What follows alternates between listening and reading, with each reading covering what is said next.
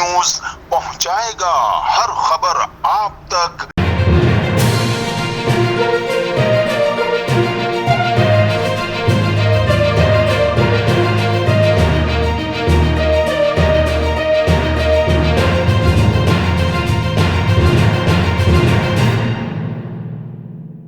इस वक्त मैं मौजूद हूँ सरजानी के इलाके में, जहाँ पे आप देख सकते हैं मेरा कब में मकान बन रहा है। और ये एक मकान नहीं, यहाँ पे बहुत से मकान बने हुए हैं। लेकिन जितने भी मकान बनते हैं, चाहे वो पुलिस हो, केडीए के लोग हों या मुख्तलिफ दायरे के लोग हों, वो यहाँ पे आते हैं इन गरीबों से भत्ता लेने के लिए कि आप मकान बना रहे हैं। आइए मेरे साथ एक साहब मौजूद है, आइए पूछता हूँ कि इलाका कौन सा है और क्या लगता है। इन्हीं की जुबानी सुनाता हूँ कि असल यहाँ की कहानी क्या है। क्या नाम है आपका?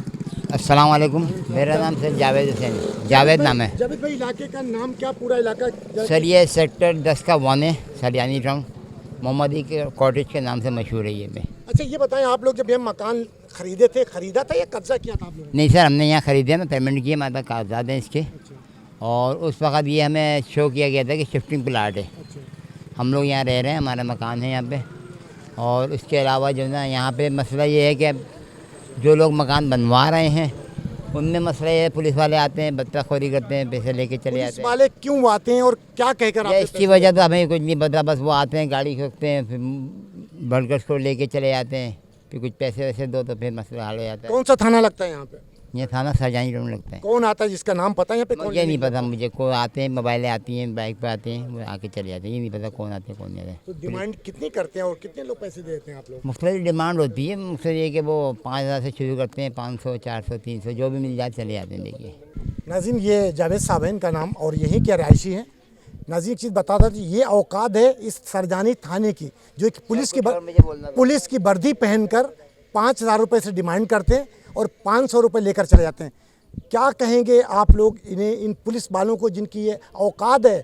बड़ा शर्म आती मुझे कहते हुए कि जिस्म पे वर्दी पहने हुए और उनको जाके 500 रुपये में बिक जाते हैं। तो मैं फिर एक बार पूछता हूँ जावेद साहब, क्या जावेद साहब सर प्रॉब्लम के बारे में बोल रहा था। यहाँ पे प्रॉब्लम गैस की है, यहाँ पे गैस नहीं है हमारी गली में, बड़ी परेशानी होती है हम लोग को। अब हम ये चाह रहे हैं कि आला बाला काम से कि यहाँ पे गैस का शुरू करें। लाइट नहीं थी, लाइट हमारे यहाँ आ गई है, मगर वो 3-3 घंटे की लाइट जाती है, 1.5 घंटे आती है। लाइट का प्रॉब्लम बहुत ज़्यादा है, बिल बहुत ज़्यादा आ रहे हैं। लेकिन जावेद भाई एक सवाल एक पैदा होता है कि अगर आप लोग पुलिस वालों को पैसे देते हैं, ना दे तो क्या वो बनवाने से रुकवा देते हैं? जी हाँ, ये कुछ मसला है ऐसा। क्यों? उनकी तो अख्तियार नहीं है कि उनको केडीए के नहीं, कोई ये तो जो बनवा रहे हैं, ये वो देखें, जो बनवा रहे हैं मकान बहुत ज़्यादा ऑर्डर के लिए आपके रांची के अंदर। सही है आपकी बात, लेकिन अब पुलिस जो है ना लाइन ऑर्डर के अलावा तमाम मामला में भी दखल अंदाजी कर रही है। तो लिहाजा पुलिस के आगे तो कोई बोल नहीं सकता। बेहतर यही है कि जो मकान बनवाने वाले को जो अठाती दी जाती है मकान बनाने की, तो उस पर पुलिस को आला काम जो है वो रोक सकते हैं, वो इस मसले को ठीक से हल करें इस मसले को। जी नाज़रीन, आपने देखा कि यहाँ पे कोई भी अमीर नहीं, सब गरीब तबके के लोग हैं। बच्चों के दूध के पैसे काट काट कर ये ज़मीन ख़रीदते हैं, उसके बाद जब बनाने के लिए खड़े होते हैं तो आपने सुना इनका कि किस तरीके से इन्होंने कहा कि पुलिस आती, मुख्तलिफ लोग आते हैं और पैसे लेकर यहाँ से जाते हैं, जबकि कोई वजह, कोई रीज़न भी नहीं बताते कि हम क्यों पैसे लेकर जा रहे हैं। क्या अगर ये नहीं दें तो इनके मज़दूर जो मिस्त्री काम करते हैं उन्हें उठाया जाता है, थाने लेकर जाता है घुमा के, और इनसे पैसे लेकर दोबारा छोड़ा जाता है। तो मेरे साथ और भी बहुत से लोग मौजूद हैं, आइए पूछता हूँ कि और क्या कहेंगे यहाँ के लोग। आ सकते? बहुत, मेरा नौशाद नाम है। नौशाद भाई, क्या कहेंगे आप इस इलाके के बारे में? आप और बल्कि इस इलाके में क्या, जहाँ भी हम जाते हैं हम यही देखते हैं कि पुलिस अपनी गुंडागर्दी शुरू रहती है, तो क्यों ऐसा क्यों करते हैं? पुलिस का काम है लोगों की मदद करना, लेकिन कुछ मुखबर ने जो बीटर प्राइवेट हैं वो लोगों को इतला देते हैं। मकसद बीटर प्राइवेट क्या, ये थोड़ा सा वाज़ेह करें। ये अपॉइंटमेंट नहीं, भर्ती नहीं है, ये खुद साख्ता है। ये इंक्रोचमेंट के नाम पे और पुलिस के नाम पे ये लोगों को डरा धमका के पैसे ले देते। उसमें मुख्तलिफ नाम है।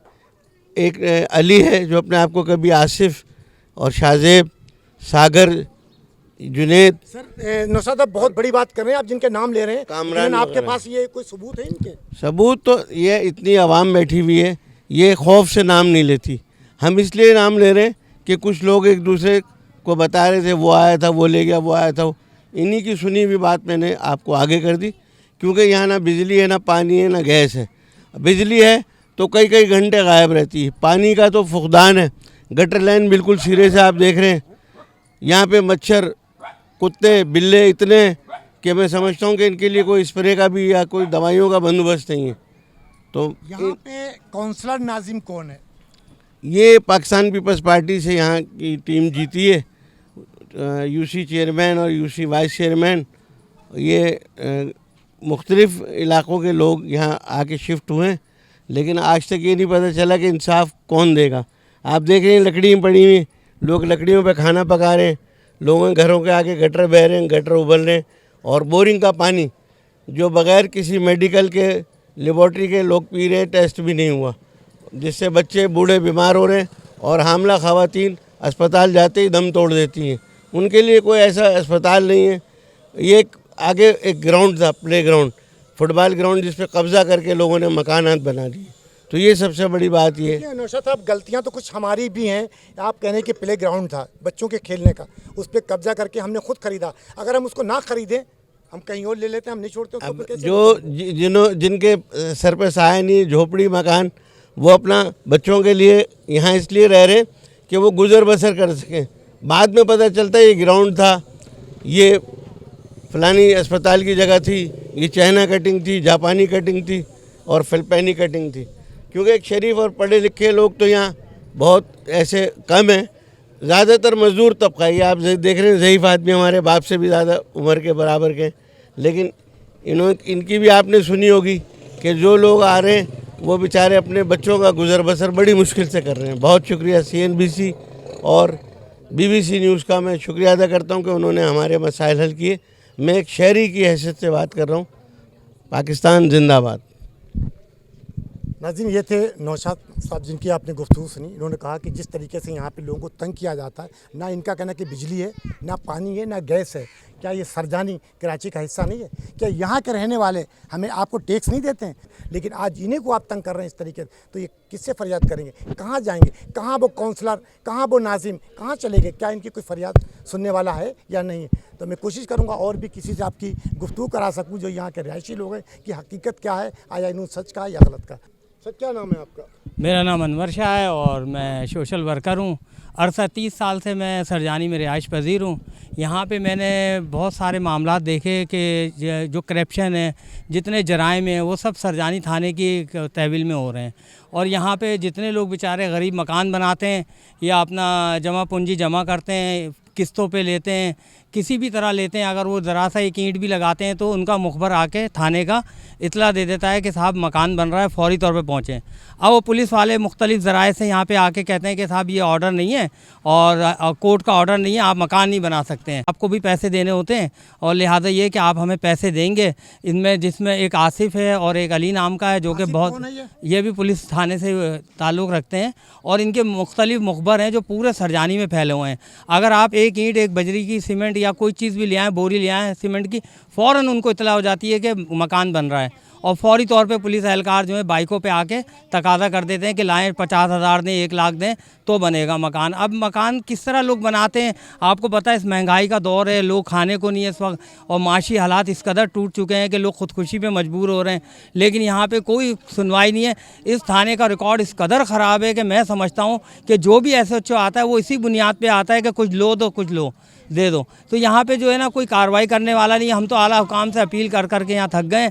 यहाँ की आवाम थक चुकी है, आवाम ने बहुत आला हुकाम तक आवाज़ पहुँचाई, लेकिन थोड़े दिन के लिए कार्रवाई होती है, रोक दिया जाता है, उसके बाद फिर दोबारा शुरू हो जाता है। सरजानी थाना ने इसी तरह लाखों नहीं करोड़ों रुपए बना लिए हैं और यहाँ जो आवाम है गरीब बेचारी, वो छत से महरूम हो रही है, उनको धमकियाँ दी जाती हैं। आवाम जो डरती है, यहाँ की गुर्बत में है कि हम लोग कहीं मार ना दें, कहीं कोई कुछ ना हो जाए, कंप्लेन ना हो जाए। तो पुलिस वालों से आपको पता है इस वक्त कोई किसी को इंसाफ तो मिलता नहीं है थानों के अंदर, ना अदालतों में। अदालतों का भी हाल आपको मालूम है। तो लिहाजा ये है कि अगर आला हुकाम सुन रहे हैं तो पाकिस्तान आर्मी हो या कोई भी उस पर एक्शन ले और इन पुलिस वालों के ख़िलाफ़ कार्रवाई की जाए, सरजानी थाने के ख़िलाफ़, और इनको पाबंद किया जाए कि गरीबों के मकान बनने दिए जाएँ। अच्छा, बहुत सी चीज़ ये भी देखी हमने, मुख्तलिफ लोगों से सुना है कि वो मीडिया वाले भी जो 2 नंबर जिसके हम कहते हैं कि उनका मीडिया से कोई ताल्लुक़ नहीं होता, वो लोग भी आते हैं यहाँ और भत्ते की डिमांड करते हैं, जबकि मीडिया का काम तो है ही नहीं है। नहीं है। यहाँ पे जाली मीडिया के काफ़ी लोग आए और कितनों को पकड़ा भी सरजानी थाने ने, लेकिन लेन देन करके उनको छोड़ दिया गया।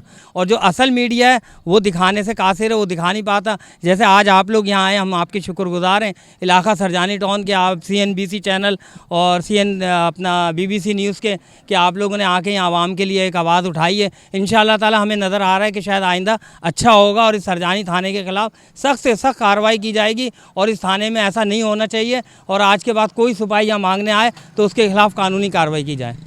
जी नाज़रीन, आपने देखा कि जिस तरीके से पुलिस वाले यहाँ पर आकर गुंडागर्दी करते हैं। इधर घूमे और आवाम देख सकते हैं आप, ये आवाम यहाँ पे खड़ी हुई है इसी उसमें कि इन्होंने देखा। और मैं एक चीज़ और बताता चलूँ, जो हमारे मीडिया के नाम से जो कहते हैं कि हमारा चैनल है फलाना डिमका, कहने उनसे भी एहतियात करना चाहिए। उन मीडिया वालों से, जब उनका मीडिया से कोई ताल्लुक़ नहीं होता, वो सिर्फ मीडिया का नाम इस्तेमाल करते हैं। ना उनका कराची प्रेस क्लब से वास्ता है, ना उनका किसी इन्फॉर्मेशन डिपार्टमेंट से वास्ता है, लेकिन नाम उन्होंने लोगों बनाया हुआ घूम रहे हैं, उन गरीबों को तंग कर रहे हैं, ताकि उन मीडिया वालों पे भी कार्रवाई होना चाहिए। अगर इस तरीके की मीडिया वाले अगर पकड़े जाते तो मेरा नंबर स्क्रीन पर चल रहा, आप मुझे इन्फॉर्म करें, मैं उनकी कवरेज करूँगा। और ये वादा करता हूँ कि उन मीडिया वालों को मैं सरेआम दिखाऊँगा कि वो किस तरीके से लोगों को तंग करते हैं। और ये वो लोग होते हैं जो पुलिस वालों से मिलकर यहाँ पे गुंडागर्दी करते हैं और लोगों को तंग करते हैं। इन गरीब लोगों को इस महंगाई के दौर में किस तरीके से अपना घर बनाते हैं और कैसे गुजारा करते हैं।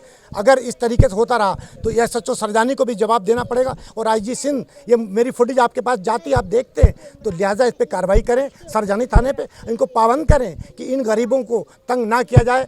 जो अगर ये नाजायज़ करते हैं तो बेशक आप इनको उठाएं, इनकी FIR काटें, कोर्ट में जाएँ, फैसला होगा वहाँ पर। तो आप कौन हुए इनसे पैसे लेने वाले, इनका इंसाफ करने वाले? आप सिर्फ एक मुलाजिम हैं, आप इन्हीं आवाम के मुलाजिम हैं, इनके मुहाफिज हैं। तो ये आपका काम नहीं है, तो फैसला करना आवाम का काम है। इंशाल्लाह कल किसी और नए मौजू के साथ आपसे मुलाकात होगी। जब तक के लिए अल्लाह हाफिज़। पाकिस्तान जिंदाबाद। इस वीडियो को लाइक करें, हमारे चैनल को सब्सक्राइब कर बेल आइकन जरूर प्रेस करें हमारी न्यू वीडियो सबसे पहले देखने के लिए।